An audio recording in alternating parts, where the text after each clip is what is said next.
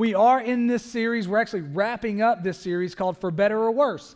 This is the fifth week of a 5-week series, and we started at the very beginning of this. And look, if you missed any of this, you want to go back, you want to get caught up and catch the other services, you can download our app, any smartphone or mobile device. Those services and messages will be on there. Or you can go to our website, heritagechurch.org, and you can get caught up on everything that you missed that you want to get caught up on. But we started this series the very first week, laying a foundation for the series, where we wanted to shift our focus from the things that maybe irritate us or frustrate us about our spouses to be able to focus on the things that we love about our spouse and to set that foundation of walking in the newness of our married life. And we're going to talk some more about that today and carry into that focus and shifting the focus and why I really try to encourage you all to do that. The next week, we jumped into talking about money and some of the principles that we have in regards to our money, specifically sowing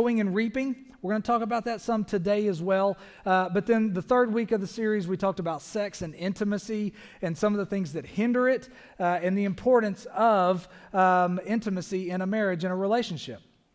Then the last week, Bobby Nell Ross, our children's pastor, shared a message about pointing our kids to Jesus and how above everything else and beyond anything else that we may do in parenting our kids, our responsibility and our role is to point our kids to Jesus. And then today, we're going to be carrying on the message and finishing the series and talking about forgiveness. And I said we're going to bring forward this shift in perspective on what we focus on, because the very first week, we launched this challenge called the SOS Challenge. And we were in the Song of Solomon, chapter 4 specifically, but throughout the book, we saw where Solomon and the spouse, and they go back and forth and they talk about the things that they find beauty in their everyday lives, that they connect and relate that to their spouse. And so my challenge to the men was to start the challenge off and for you to find beauty and to find things that you love about your wife in your everyday lives, your hobbies, your jobs, whatever that might be. And so last week, to kind of close this challenge out, I encouraged some of the ladies to participate and partner to close it out and hopefully encourage some others. And so I want to share some of those with you this morning. All right, so here's a couple of them. Taryn, now you got to understand, Taryn is a elementary school principal, okay? So you'll see the connection here. She says, Antonio, your swag caught my attention like the anticipatory set of a dynamic lesson on author's purpose. Some of you are like, holy cow, right? I thank God that he persuaded to move out of the way and to trust his plan and timing. She goes on and says, your consistency and sacrifice informed me that you were certain you found your, quote, good thing in her, of course. And because of those reasons and more, I entertain getting to know you better. I'm forever grateful that I did. An evaluation of this lesson can only yield the highest praise and blessing. So she went on in that. Now, next one, we've got Amanda. If you remember a couple weeks ago, Chris shared his, and he was very poetic in his SOS challenge. I was impressed with his poeticness. Amanda says, I'm not as poetic as Chris, but I'll try. Chris, you're stronger than the hold of my Kenra hairspray in a hurricane. That's some strong hairspray. And just like my dry shampoo, you're a refreshing, instant pick-me-up that keeps me going for days and days. Now, I'm learning more about this dry shampoo as my wife uses it more and my daughters become teenagers and they argue over who it is. Amanda finds the beauty in Chris in her dry shampoo. How about that? All right. Last one here, Corey says, Matt, there is a moment, Matt Eads, not me, but she tagged me so I'd see it. But there's a moment every day where I know that I love you more today than yesterday. I love you more this second than I did a few seconds ago writing this challenge. You're my Dom, my Toretto. I learned that's a Fast and Furious reference. Yeah, okay, I didn't know that. All right, she found beauty in a movie. All right, my protector, and it's ride or die all the time. You make it rain financial stability. You drive us spiritually towards the Lord in the Jeep to church. Your humor is that of a crossover between Adam Sandler and Rowan Atkinson, who I learned today was Mr. Bean. So that's an interesting combination of humor. Mr. Bean and Happy Gilmore. Billy Madison. All right, he said, you, my love, are all the stickers, and the way you love me is more brilliant than a midnight orchid. So thank you for those of you who have participated throughout this entire series. It's been fun to see it. My encouragement is to continue that. I'd love for you to share it, publicly tag me, tag it with the hashtag SOS Challenge, and we can continue to see those moving forward, because my desire is that what we've learned, we, myself included, from the Spirit of God opening our eyes to some truth during this series, is that it's not just for 5 weeks, that it moves beyond the 5 weeks of this series, and it creates change or enhances and strengthens our marriages beyond just this 5 weeks. And so continue in some of that. But the reason I really believe that some of these, the shifting our focus and finding the things that we love about our spouse is so important, is because there's an element in what we're talking about today. There's something that hinders us and that is a roadblock in us being able to move beyond some of those irritants and some of those things that frustrate us about our spouses. And I believe that is forgiveness in our relationships. And I believe that if we can move through the process of forgiveness in our marriages, so often that they can become healthier, they can become stronger, and they can flourish with a tremendous story if we can understand the principles of forgiveness. And so that's what we're going to be talking about today. And I started it with that SOS challenge to shift our focus, to shift our mindset, to shift what we concentrate on with our spouse, because some of those little irritants, they can grow. And if we kind of go back and forth and we kind of spat with one another, and it's, it turns into a one-up and whatever. And so often we find ourselves in the middle of arguing over some dumb stuff. Don't we? I mean, and I was considering some of that this week, because 56% of divorces, the couples in those divorces, 56% of them say that one of the factors and elements that led to their divorce is that they argue too much. Over half of the divorces that transpire, and it may be even more than that, say that they argue too much, that ultimately is a factor leading to them being divorced. And so I think back, and I'm trying to consider some of the things, some of the dumb stuff that Corey and I argue over. And one of the things that came to my mind was walking speed. Anybody else have that issue with your spouses? Yeah, you don't have to raise your hand, guys. All right, look.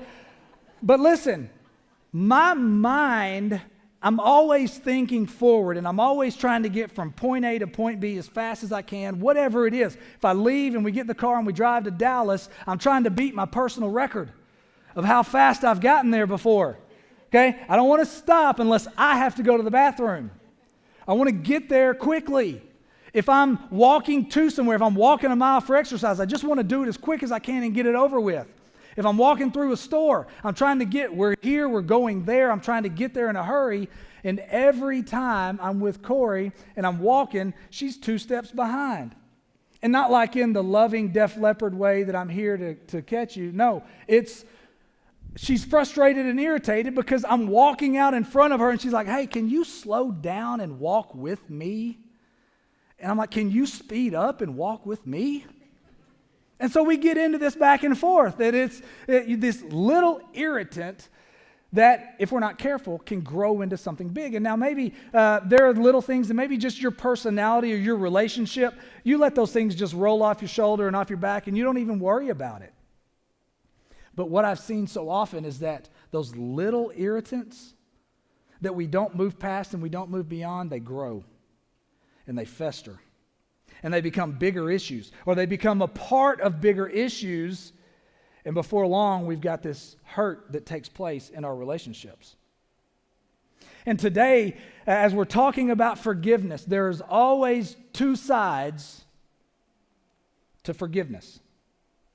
There's one who has hurt the other and needs forgiveness in a situation, and there is one who needs to extend forgiveness. And we're talking about it in the confines of marriage. Now, my hope is that perhaps you're single and not married. Maybe there's some principles and some thoughts that will be ingrained in your mind and your heart that the Spirit of God will remind you moving forward in the event you are married again someday. But I do know this, that there are some of you, maybe many of you, that are here today that have been hurt in your marriage. And you're here with your spouse that has hurt you. And we've got to be able to move beyond that and walk in forgiveness in order for our marriages to flourish and to thrive and to grow and to be enhanced with where they are. And so I want to talk to first those of you that are here perhaps that have hurt the other one. But here's what I also know. There's potentially someone or someone's in this room that you're walking in some shadows and darkness right now. And it hasn't come to light, but there are some things that you're actively engaged in whatever that might be, that when it comes to light, because it's going to cause hurt and pain and destruction. And so if that's you, I want to hopefully speak some truth and some light into that situation. Let's go to Colossians 3. All right, now, Colossians 3, we're going to be in there for a large part of today. So if you've got your Bible, you can open up and turn to that. You can open our app. We've got the Bible in there. Or if you don't have either, we've got it on the screen. We got you covered. All right, Colossians 3. Let's start in verse 5. Therefore, consider the members of your earthly body. Now, he's talking about our eyes, our ears, our mouth, our hands, the things that the expression of what's in our mind and our heart manifest themselves out into our lives. The things that we see, the things that we hear, the things that we say, things that we touch, all of those things are the members of our earthly body. He says, consider these members dead to immorality, impurity, passion, evil desire, and greed, which amounts to idolatry. For it is because of those things that the wrath of God will come upon the sons of disobedience. Now, how can he say that we should consider ourselves, the members of our body, to be dead to those things? Well, here's how. Verse 7. In them you also once walked, when you were living in them. Now, we once were identified by those acts. The immorality, the impurity, passion, evil desires, greed, idolatry. We were defined and identified by those because we were living in those. But we were crucified with Christ when we put our faith in Jesus. And he did away with our old self, with our identity, with those old things. And so Paul is saying, look, you've died to those things, so don't allow the members of your body to participate in those things. He says, but now also put them aside. Anger, wrath, malice, slander, abusive speech from your mouth. Do not lie to one another, since you laid aside the old self and its evil practices. Since you are new, since God has made you into a new creation, he said, be a new creation. Walk in the newness of life as a new creation. Stop giving the members of your body over to the temptations of sin. He says, and you've put on the new self, who is being renewed to a true knowledge according to the image of the one who created him. Now, those of you who've put your faith in Jesus, you are defined now by that faith. You have been made new. And I know that there are some that have taken advantage of the grace that's been extended by your husband or wife in the event that you've created hurt in a circumstance. And it continues. And you could just continue to take advantage. You continue to hurt the other one. Maybe it's a different kind of hurt, but you think, you know what? They're going to forgive me anyway. I'll just keep doing it. And you keep taking advantage of the grace that's extended to you. Paul has this to say about it in Romans 6. What shall we say? Do we just continue in sin so that grace can increase? So do we just keep doing what we're doing? Do we keep giving ourselves over to sin so that the grace can abound in our relationships with Christ, but also in our marriages? Look at what he says. May it never be. He says it's foolishness to think that way. How shall we who died to sin still live in it? It's a matter of fact. It's like you have died to sin and the power of sin and all that stuff that defined you before. How are we going to just keep living in it? It doesn't even make any sense. He's real blunt about it in 1 Corinthians 15. Look at what he says. Don't be deceived. Bad company corrupts good morals. Become sober-minded as you ought, and stop sinning. For some have no knowledge of God. I speak this to your shame. Stop sinning. Just stop. Whatever it is that you're doing, stop. Now, there are some of you here that may be living in the shadows and in the cover of darkness, and you are walking down roads that, one, maybe you never thought you ever would, never intended on getting this far, never intended on being where you are. And I believe so often we listen, when we're in those circumstances and situations, we listen to the lies of the enemy. Because Satan will say, you know what, you got this, don't worry about it, you can handle it. It's not that big of a deal, really. I mean, he or she, they're lucky to have you, so what are they going to do, right? Don't worry about it. It's not that big of a deal, you got it. And even if it comes to light, then you can handle the fallout from it. So we'll deal with that when we get to it. And we don't want to have to deal with the potential embarrassment and the eyes that are looking at us and the thoughts in our minds that everybody's talking about it when we go into a store and we walk down an aisle and we see somebody look at us. We don't want to have to run the risk of being embarrassed by those looks. And so we just keep hiding it. And we keep pushing it back. And we keep disclosing the things that are going to come out in light. And then the enemy will tell you that you're too far gone. Why would you say anything? You're so far down this road anyway. You're too far gone. And your spouse, your husband, your wife, they'll never forgive you anyway.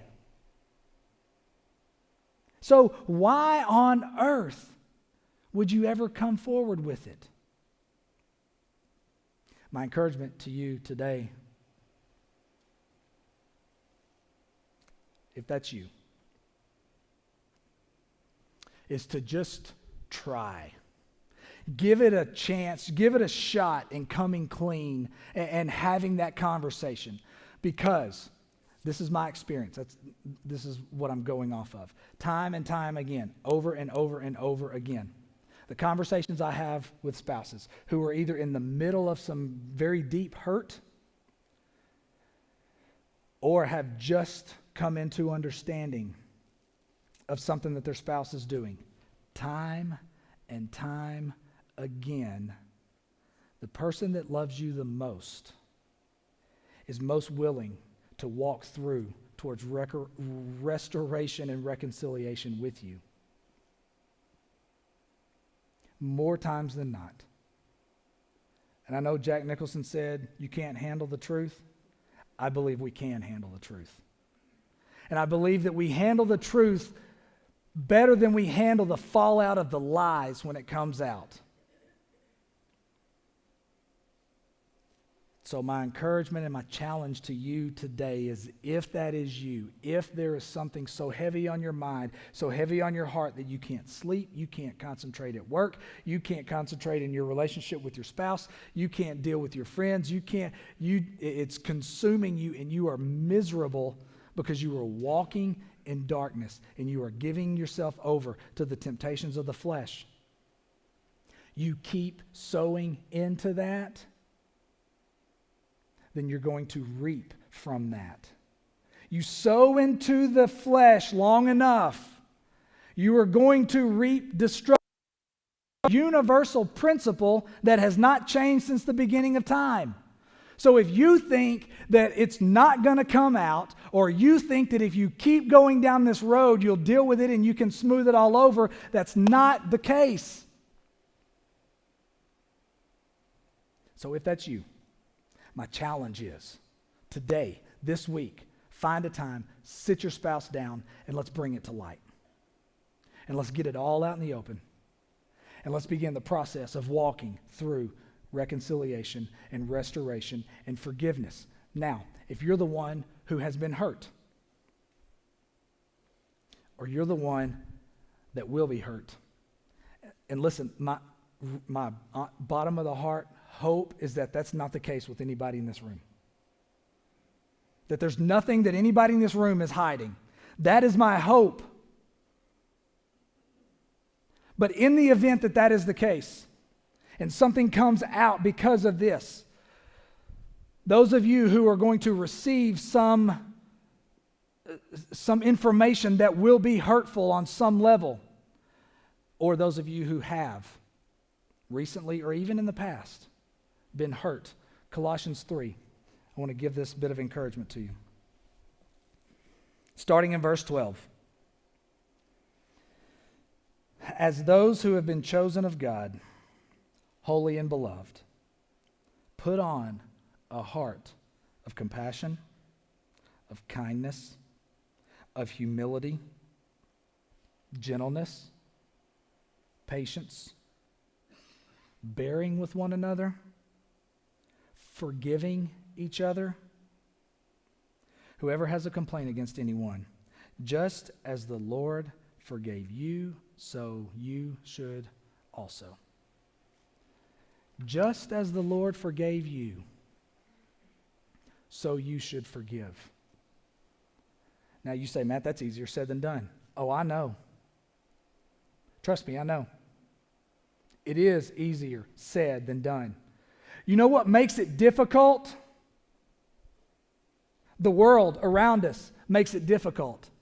Because the world around you says, you don't have to take that. You don't have to stay in the midst of all this hurt. What's the worst thing that's going to happen? You're going to get a divorce? Okay, well then you can just go find somebody else. The world will lie to you and tell you that it's not worth saving. It's not worth having to walk through the mess. So just throw up your hands, wipe your hands of it, throw them up, and then leave. And you get that bombarded from everybody, from everywhere. But in your heart of hearts, you don't want to give up. And so there's this wrestle. Because the world's telling you to conform to their ways. And in your mind and in your heart, your desire is for restoration and reconciliation. But the world makes it hard. Here's another thing that makes it difficult. Pride. Our pride. We're too prideful to be able to move past what has been done to hurt us. We're too prideful to not want to take on the eyes at the end of the grocery aisle and us assume that they're talking about whatever's going on in our lives, and we don't want to have to deal with that. And we're too prideful to go to work and have to think about and consider the embarrassment of everybody whispering in the corner or at the water cooler about your situation and your circumstances. I don't want to deal with it. I didn't ask for it, and I don't want to have to walk through it. Our pride gets in the way. Here's another one. We dwell on the hurt.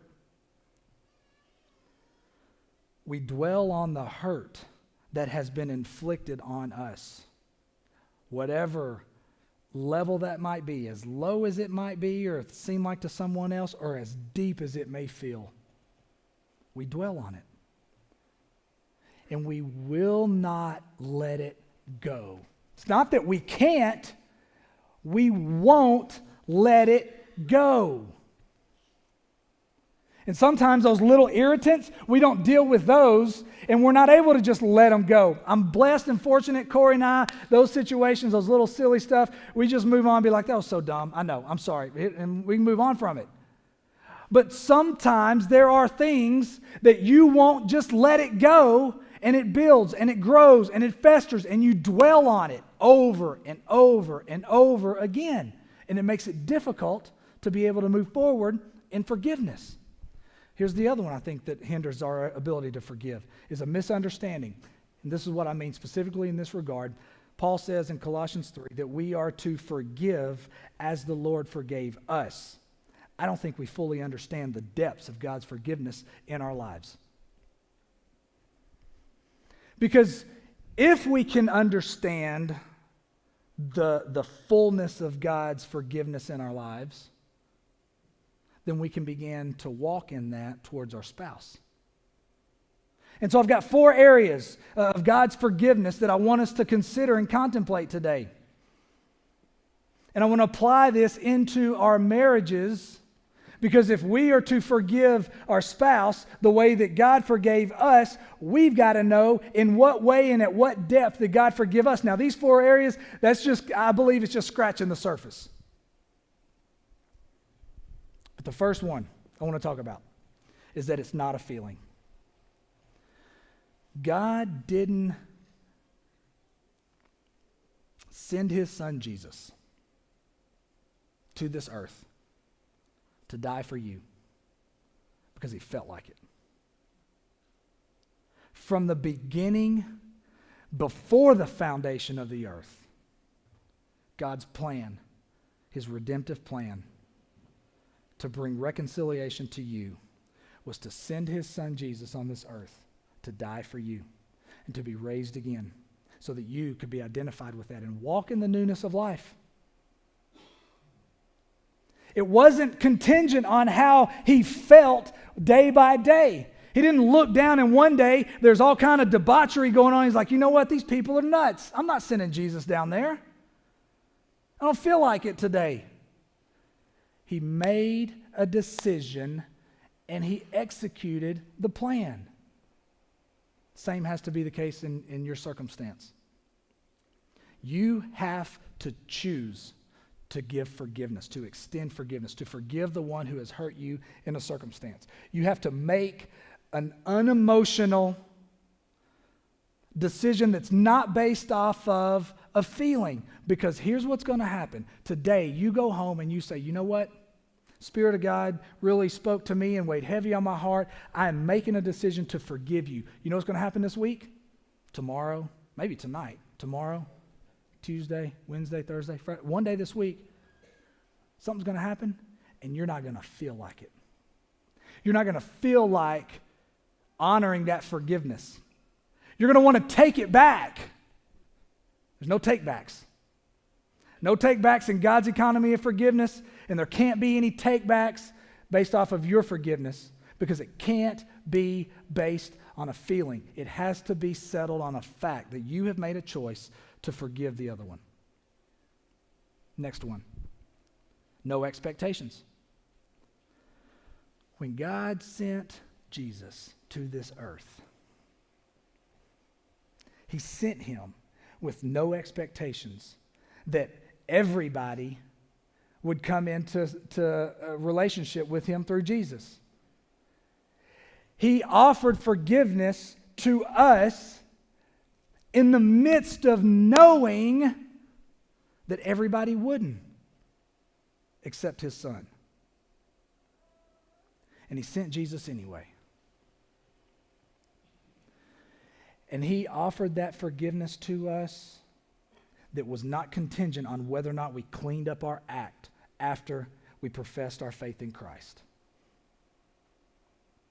And I'm telling you today, your willingness and decision to forgive your husband or your wife that has hurt you cannot be rooted in the expectation that there will be change. Now, if you're the one that's doing the hurt, stop it. But if you need to offer forgiveness, it can't be contingent on whether or not they change. You know God's plan? Regardless of what Drake says, God's plan is that you would come into relationship with him just as you are, and he would love you into transformation. He would love you into your life being transformed. My encouragement is that for you, do not make your decision of whether or not you're going to extend forgiveness based off of an expectation that they will change. Forgive anyway, and then love them into transformation. The next one is unconditional. Unconditional. There are no strings attached. There are no qualifiers. There are no if you, then I. There's no what can you do for me, then I will give you forgiveness. Unconditional. No questions asked. And the last one that I think is one of the biggest ones is to forget. You say, Matt, you have no idea what I've been through. You have no idea what I'm going through. You may not have any idea what you're about to go through. God doesn't have the mental capacity. He doesn't have the mental capacity. It's outside of his realm of omniscience to forget anything mentally. Like thinking that God could forget our sins is, I think, a little bit foolish. But what God does is he chooses not to hold it against you. He chooses not to hold it against you. Because what he did on the cross through Jesus satisfied the payment and the penalty and the punishment that we deserved once for all. And in that old system where they would bring a sacrifice to the altar over and over and over, that was a constant reminder of their sins, and it kept bringing it up over and over, God said, done. I did away with that system. Jesus came once for all. I'm not bringing your sins up over and over and over again. But so often, because we can't mentally forget the hurt, we choose to keep bringing it back up. And we dwell on it. And we bring it up. And we say, yeah, I've forgiven him. And then the first time he doesn't help you with laundry, we bring it back up.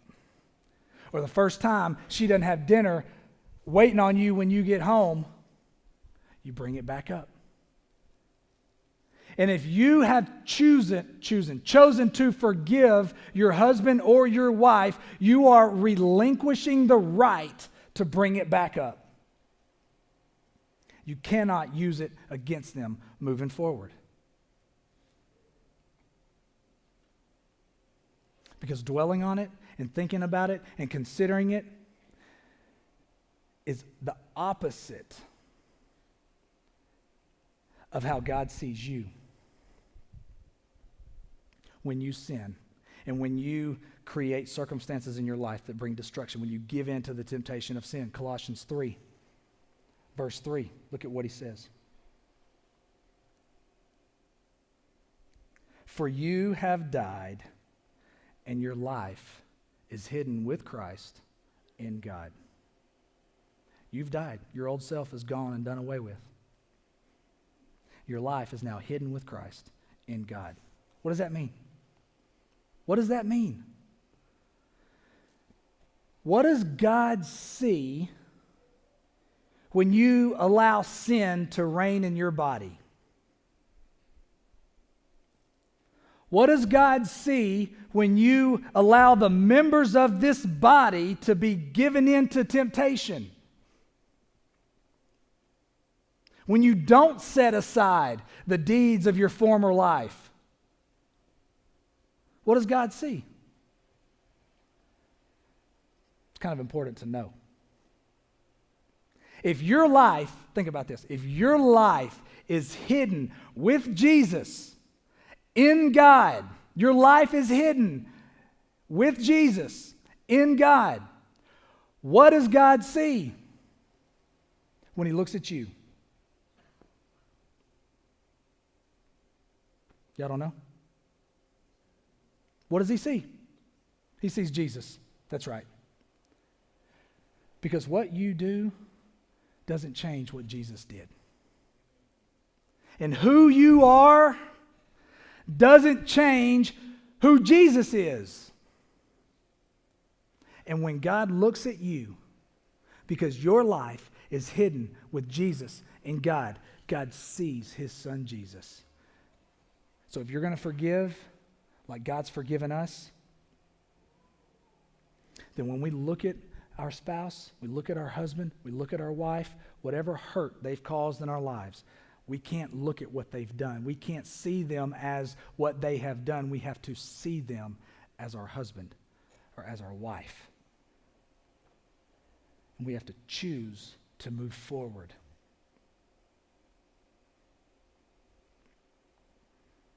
So here's my question for you today. What do you want? What do you want? What do you want? Because some of y'all are sitting out there and you're still saying, yeah, well, you don't know what I've been through, Matt. You have no idea what I've been through. I don't. You're right. But do we want to go around the room and let everybody share their war stories? And let everybody share the hurt that they've walked through in their marriage? And then let's all take a vote and see who has the worst story, and then we'll give them a pass.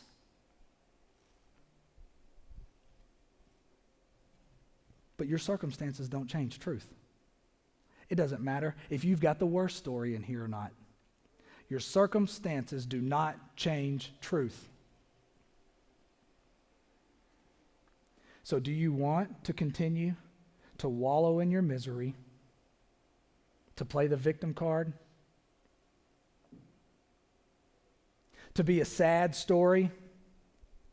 Just another sad divorce statistic that you'll get to add to the research that's done that another pastor will share in the next marriage series.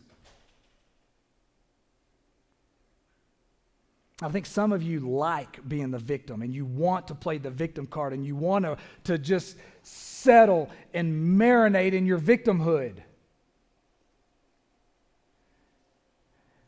And all you'll have to tell is a sad story because you're unwilling to forgive the hurt that's done.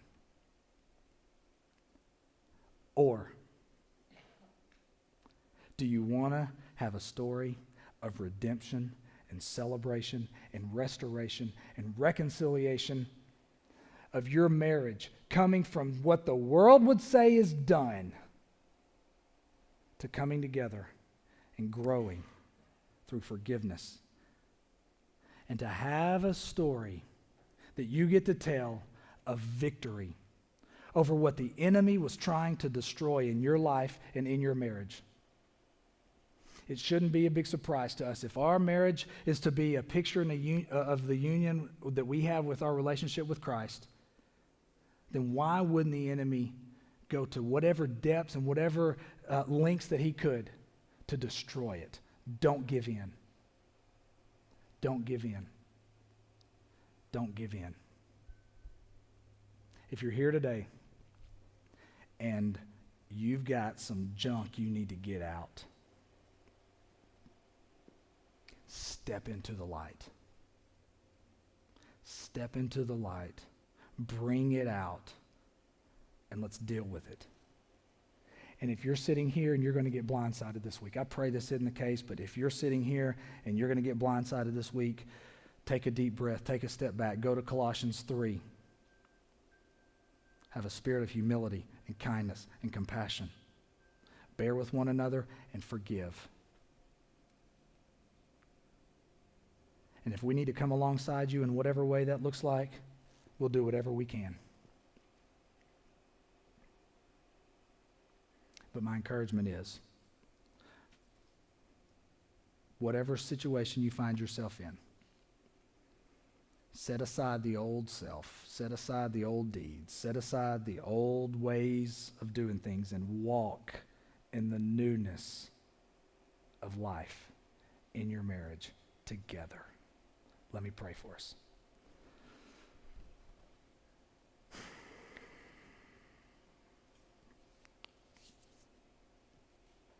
God, my prayer today is that the marriages that are walking through hurt right now, God, my prayer is that your Spirit has opened their eyes and their minds to the reality of your word, and that they will believe the truth that nothing is outside of the bounds of your grace, that they're never too far gone, and encourage them that through your Spirit, forgiveness and restoration can take place.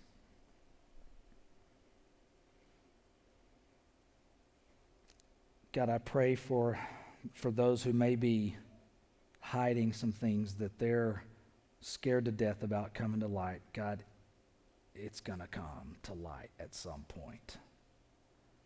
And I pray that today, this week, is the time that it comes to light, and that restoration and healing and forgiveness can begin to take place. And God, for those who are hurt now or that potentially could be moving forward, God, I pray that Colossians 3 will just be at the forefront of their mind, Father, that they would have a heart of humility and patience and kindness and compassion. They would bear with the circumstance and situation. They would extend forgiveness and choose to forgive just as you have forgiven us. And I thank you for your son, Jesus, for making all of this possible.